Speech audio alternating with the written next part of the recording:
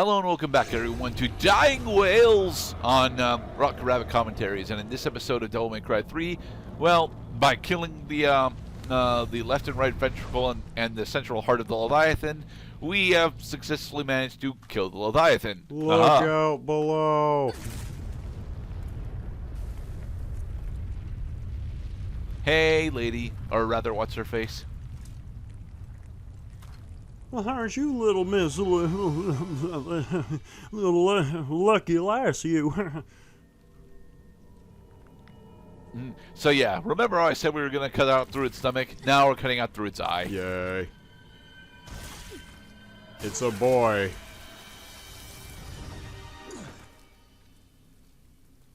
And he actually has blood on him. Well, yeah, he was inside the central head of the Leviathan. That's a very bloody spot. So this is the next stage. Wait. Huh. I had a feeling this was a video game. Except if this was my game, you wouldn't even be wearing a shirt. You shoot me in the head. Date a demon? I'm not that desperate. Besides, I really don't care for guys who stink like blood. Lady, I just came out of a whale, okay? You're right.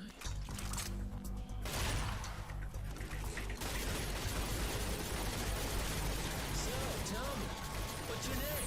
I don't have a name. Okay, then what should I call you? I don't care. Whatever you want. Whatever, lady. And there's a reason why Lady is capitalized, because that is going to be her name for the rest of the game. That's just lame. Because I don't want to miss the party. Well, it's better than what her actual real name is, which we will learn later.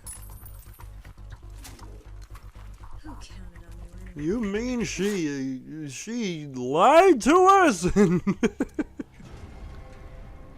Well, no, she didn't lie to us. She let us pick out her name. No, she said she doesn't have a name, and she does have a name, so she's being dishonest and secretive.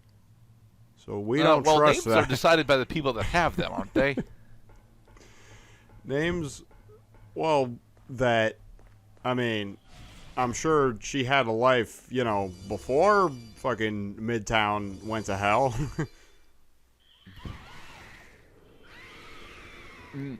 All right, here we have another new enemy type, the demon spiders. The demon I don't actually know spiders. what these are. No, these are arachne. That's right. Although they're not like the mythical arachne because they don't have women attached to them. But yes, no, these are an enemy class that I'm honestly not all that good at dealing with, specifically because they actually have a state of perfect guard that I've never actually figured out how to counter/disable. Maybe you're not supposed to. Maybe you're not supposed to get through the perfect guard. It's supposed to get around it.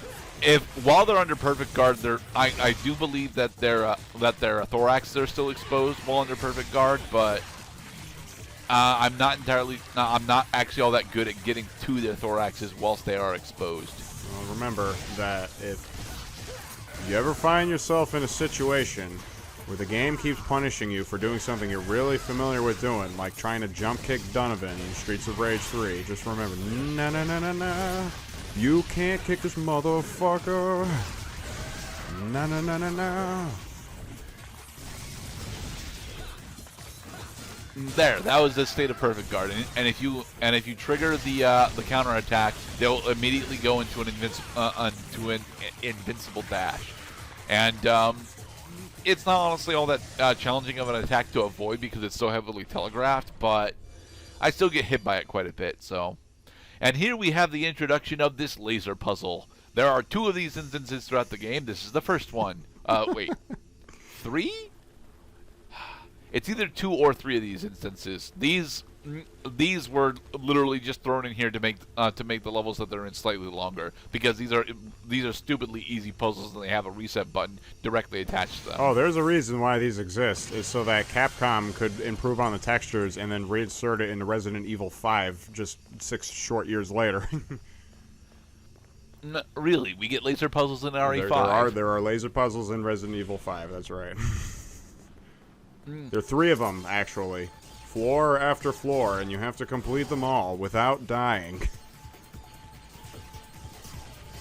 Nah. Okay, this is a case of a room that exists here simply for padding, because the combat challenge here is you're constantly under barrage from the archer subclass. I believe these are technically called Artemis. No, they can't be. They can't be Artemis, because that's the name of our weapon. Weapon. No, I don't remember what these enemies are technically called. You do actually have the ability to destroy the crystals as they're being fired at you, but lining up your sword swings to actually do it is something that I have never figured out, and I refuse to figure out because it's too goddamn annoying. And here we have the saw room. We will see this room in multiple different forms later on. We don't need to fight them though, so we're just skipping them. Follow him, you fools. But we can't, sir. Fuck. Over there is another one of the combat adjudicators, and I don't have that one open specifically because it requires me to use a weapon that I dislike using so much. Just absolutely so much. It's alright. Well, we got favorites in these games. Before we get over to combat adjudicator, we got to go down this other rounded pathway. The rounded pathways will be their own puzzle later on in the game.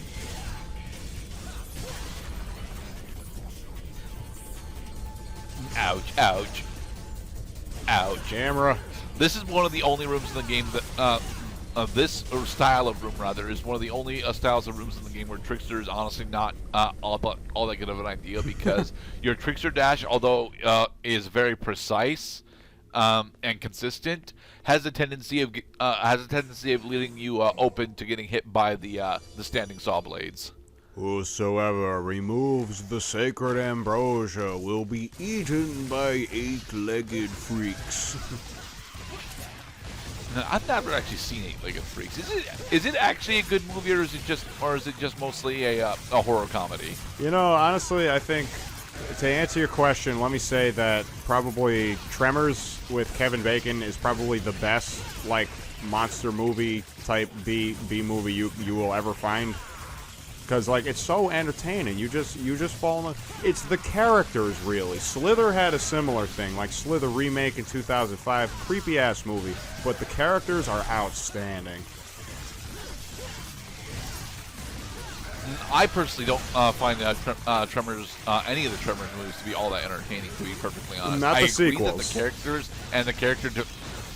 I do agree that the characters in Tremors 1 specifically are actually pretty well done, but I don't. I need more to it than good characters. I need to actually. I need to actually. Cut the spider in half. I don't really need to relate with the monsters, but I need to understand enough about the monsters to care about them. You know. Oh.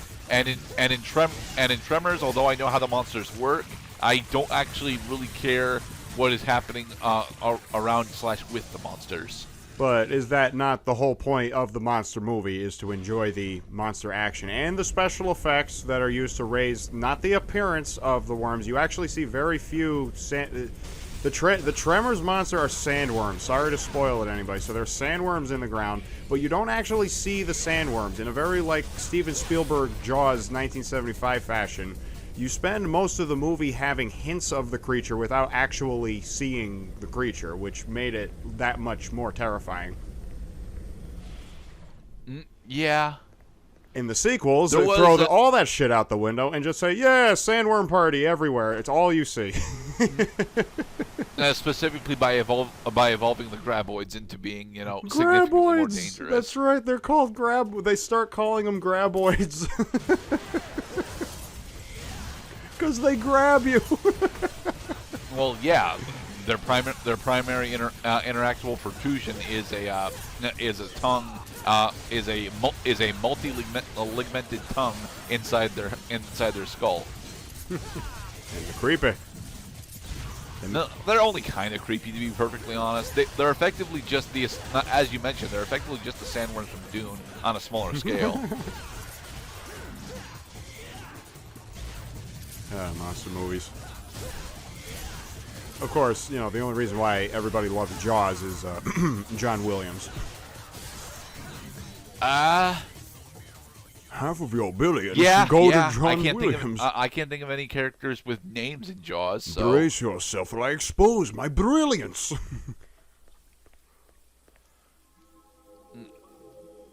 That's from ERB, but John Williams didn't do that line. So there. That line was done by Alfred Hitchcock, actually. Yep. Yep. I enjoyed ERB. I'm kind of sad that ERB is effectively dead. I mean, they're not technically dead. They still both exist and are technically still making content. But I think their last major content release was almost a full year ago now. Well, oh boy, we got sexy ladies now. It just so happens that a short while ago, not to date the episode, that they had put out Luke Skywalker versus Harry Potter. Time here. Ah. That is. You'll be nice to me, won't you? Of course I will. I'll treat you so nicely. You'll never want to leave. She has double voice, which makes her demonic. Now that's what I'm. I thought the fact that she was coated in bats made her demonic. That too. We do that for story convenience. I want to apologize for the doubled models. I don't know what particular setting on my emulation is causing that particular graphical effect, but it's not supposed to have doubled models. She has teleport. Not only does she have teleport, she has invincible teleport. And, okay, I am terrible at the Nevan boss fight, for the record. Nevan is the boss that I actually do the worst, with the exception of the second to last boss in the game. And to think that this is a New Game Plus run. This is a New Game Plus run, and although we're starting at about 2/3 health, we'll end at about 1/3. Well, that's the thing about New Game Plus bosses, because, I mean, I'm sure they up the difficulty at least a little bit, and you know the thing about... Oh, no, they do not. Well, okay, well, if this was a game that actually did scale difficulty, like it's kind of... I don't even... I mean, Resident Evil 4 didn't scale difficulty on New Game Plus, so maybe it just wasn't a thing. But it's yeah. Capcom doesn't technically like to change the difficulty options with difficulty whilst you're playing the game, unless you actually select a higher difficulty setting. So yeah, Nevan's primary source of attack is stepping the fuck away from you and launching her bats in various methods at you. No, don't use Ebony and Ivory, please. Well, here's the thing: Ebony and Ivory is effectively useless in this fight, but I feel like I needed to be doing something whilst things are going on. The thing is, I can't. I'm not supposed to have Spiral yet, although I do. And even if you have Spiral doesn't honestly help you out that much, because despite it being a high power single shot, your guns automatically default to shooting at Nevan herself, which doesn't actually do damage to her while she's got her coat of bats on. Damn it. Oh, she's like Rom from Gears of War, because Rom also similarly protects himself with a shield of krill. Yeah. And this is partially why this fight goes so poorly, because I'm trying to deal damage to her while she's on the stage. Do not engage in melee while Nevan is on the stage. You do not have high enough damage per second usually to realistically deal with her shield. Oh man! Now I do believe that shooting Ebony and Ivory while she's on the stage will actually slowly deplete the health of her bats. Not significantly enough for it to be worth it, mind you, but... It seems to me, yeah, the move is just wait for her to get off the stage. Because now she's off the stage, and she is defenseless and vulnerable. Well, not defenseless. You still have to break through her shield when she comes down, but... Alright, she's down to 1/3. So I think we've successful. Not yet. Okay. Nevan has one specific attack that'll take a lot of newer players off guard, and that's when she voluntarily disperses her shield in order to physically grapple the player. And she should be about ready to do it Well, hopefully... Like a desperation mode attack? It's not a desperation move, actually. She effectively gets access to it once her health drops down below 1/3. I'm ready for my close-up, Mr. DeVille.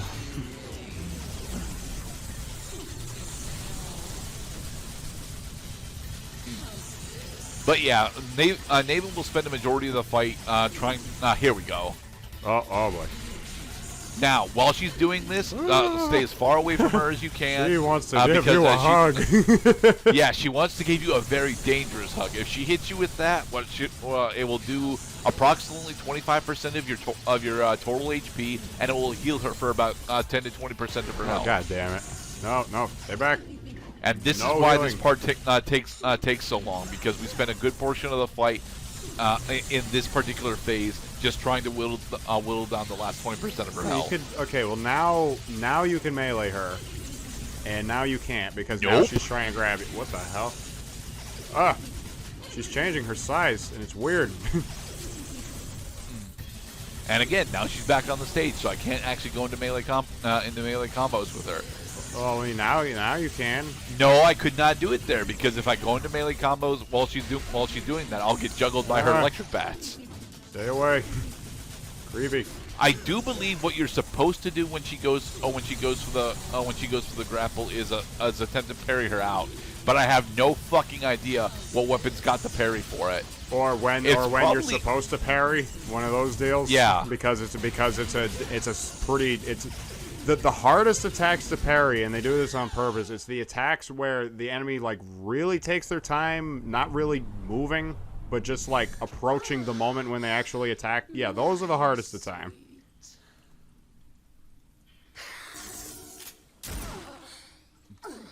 You'd think so, wouldn't you? Think so, wouldn't you? All right. And here we get an interesting implication. Your father was a handsome devil. But you're no slouch yourself. I read into that as Nevan has actually slept with Sparta. Duh.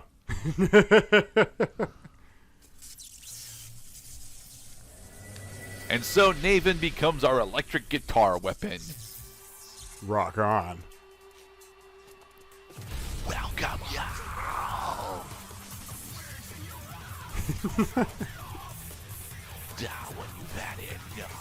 Now rocking guitar solo.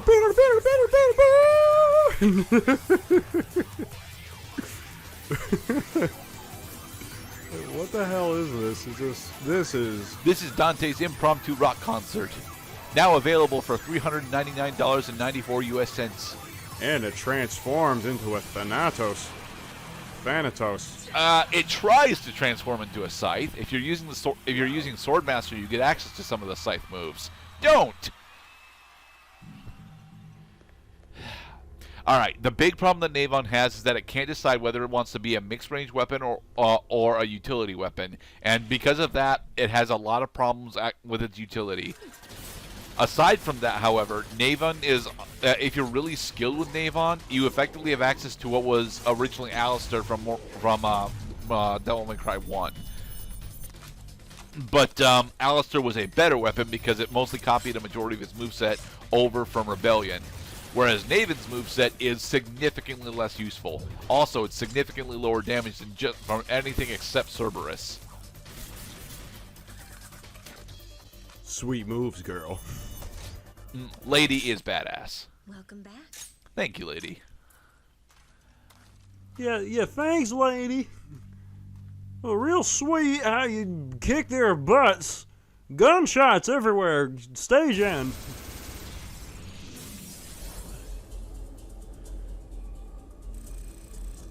Oh, gotta do it in under 10 minutes. Blah. ABSTUPK.